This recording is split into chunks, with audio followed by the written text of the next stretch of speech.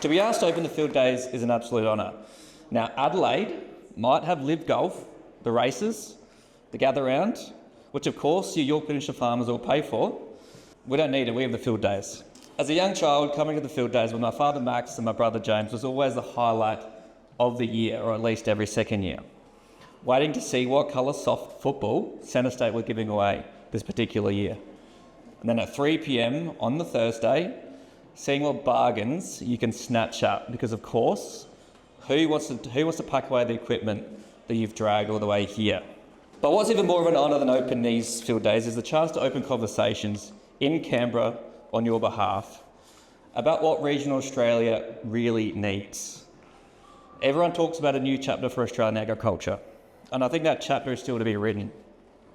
The future isn't always about adapting to change and jumping on the latest and greatest.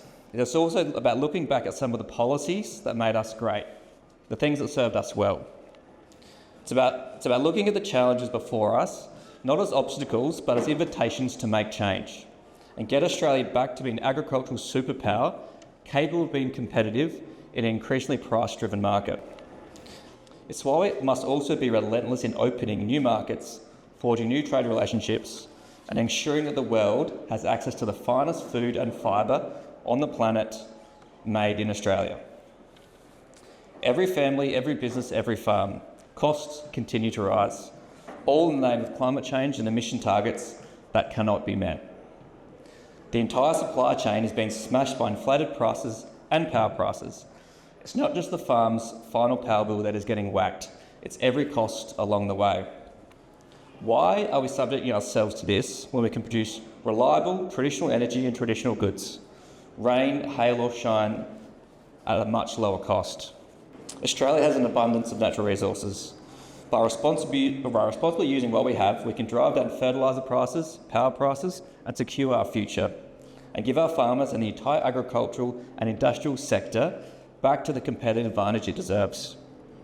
This country should be the richest in the world. 1,200 metric tonnes of gold reserves, the most in the world, yet the Augusta Highway is falling to pieces and people in Wallaroo have to fly to Adelaide for life-saving treatments. It makes absolutely no sense. The truth is we cannot thrive when we're held back. We cannot thrive when we're bound by rules that don't make sense to everyday Australians. As I said at the top, it's an honour to open the field days, and I'd like to open an invitation to anyone here to come and have a chat with me this week about the things that are important to you. And I'll finish by saying this. You might need a lawyer once. You might need a surgeon twice. You might need a police officer when it all goes wrong. You might need a banker if, of course, it all goes right.